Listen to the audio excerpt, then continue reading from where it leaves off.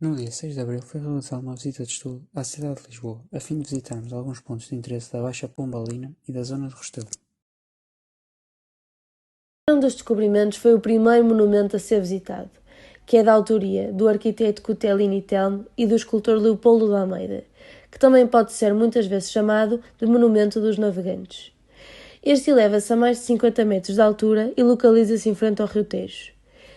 Foi erguido pela primeira vez na sua forma original em 1940 pela Exposição do Mundo Português, uma das maiores exposições organizadas em Portugal até à data. Já a sua réplica, feita de betão, é posterior, tendo sido inaugurada apenas em 1960. Tem o propósito de homenagear as figuras históricas envolvidas nos descobrimentos portugueses.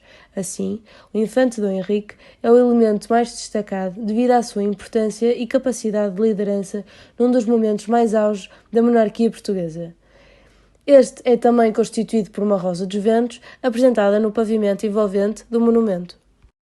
A Torre de Belém foi o segundo monumento visitado, Património da Humanidade da Unesco. É um dos monumentos mais marcantes de Lisboa e símbolo de um país virado para o mar e para a descoberta do mundo. Graças aos descobrimentos, Lisboa, nos séculos XV e XVI, tornou-se o principal centro de comércio à escala mundial. Para a proteção da cidade, o rei Dom João II concebeu um projeto pioneiro de defesa marítima de Lisboa, o qual ficou concluído em 1514, com a construção da Torre de Belém, pelo arquiteto Francisco da Ruda.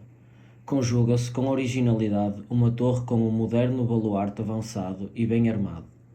Dom Manuel I quis que na Torre de Belém ficassem bem patentes as marcas do seu poder, as armas reais, a esfera armilar e a cruz da Ordem de Cristo, características do estilo manuelino. Podemos observar também, ao lado da torre, uma réplica exata do hidroavião, que realizou a primeira travessia aérea do Atlântico Sul em 1922, pelos aeronautas Gago Coutinho e Sacadura Cabral. Mosteiro dos Jerónimos. O mosteiro foi declarado Património da Humanidade pela Unesco em 1983.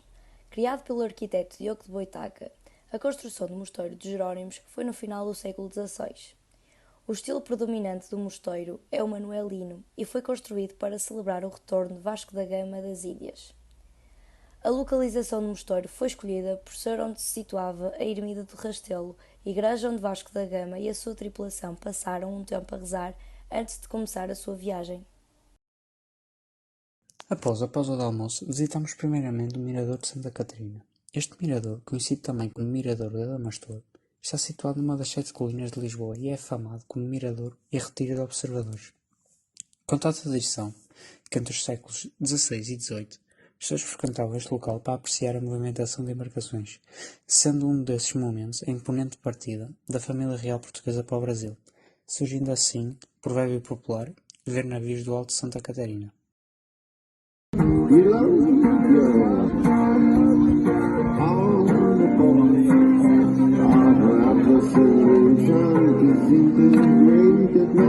A Praça Luís Vaz de Camões, também conhecida como Largo de Camões, fica localizada no bairro do Chiado, em Lisboa. A praça foi criada juntamente com a estátua Luís de Camões, que até hoje se encontra no meio, em 1867, em homenagem ao poeta de Os Lusíadas e com o intuito de enaltecer o patriotismo português. A estátua, feita de bronze, com o escultor responsável Vítor Bastos, é a mais antiga da cidade, em homenagem a Camões. A figura mede 4 metros de altura e fica num pedestal com outras 8 figuras, que representam escritores, matemáticos e estudiosos portugueses, muitos dos quais que trabalhavam para o Reino de Portugal, como por exemplo Fernão Lopes.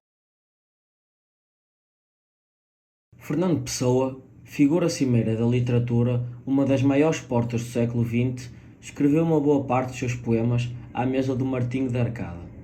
De todos os cafés que frequentou, o Martinho foi quase uma segunda casa. Utilizava-o como um escritório, onde escrevia e se encontrava com os amigos mais íntimos. Terreiro do Paço. Se não é a mais conhecida, é bem capaz de ser a mais pisada de Lisboa, de tanta gente que entra e sai da cidade para trabalhar ou regressar a casa. Localizada na Baixa de Lisboa e junto ao Rio Tejo. Hoje, além da enorme praça, é uma das maiores da Europa, com cerca de 36 mil metros quadrados.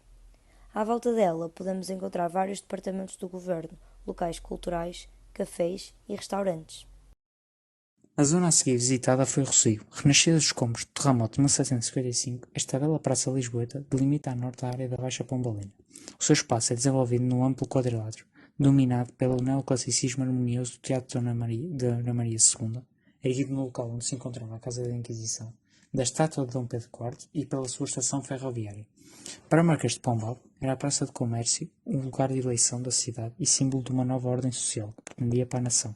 Porém, com o passar do tempo, foi esta praça, espaço soalheiro e acolhedor, que ganhou o privilégio de fórum e de discussão da burguesia de Lisboa. O Rossio animou-se com hotéis já desaparecidos que se enchiam de forasteiros, lojas e tabacarias. E não faltavam, naturalmente, inúmeros cafés, instituição muito portuguesa onde se conversava, se conspirava e se falava dos assuntos políticos e se discutiam as artes. O Chiado.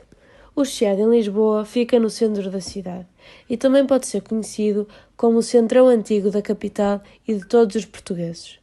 É situado entre o bairro Alto e a Baixa Pombalina e tem uma vida não só noturna, mas também cultural e até artística. Indo contra este facto, durante a visita deparámos-nos com inúmeros teatros, museus, bares e restaurantes. O Largo do Carmo é atualmente um lugar calmo e tranquilo, mas a sua história evoca outros momentos mais agitados na história de Portugal. Os edifícios pombalinos e os chafariz do século XVIII, a meio da praça, são os sinais da reconstrução do local, depois da destruição provocada pelo terremoto de 1755. Embora o vestígio mais evidente seja as ruínas do convento do Carmo, que acabou por não ser totalmente recuperado. Uma das partes do convento está ocupado pelo quartel da Guarda Nacional Republicana, GNR. Foi aqui que teve lugar um dos episódios mais significativos da Revolução dos Cravos, em 1974. No dia 25 de abril, Marcelo Caetano refugiou-se no quartel até à sua rendição. Na praça estava uma companhia das Forças Armadas, que conduziram o movimento e milhares de cidadãos que incentivaram o desenrolar dos acontecimentos.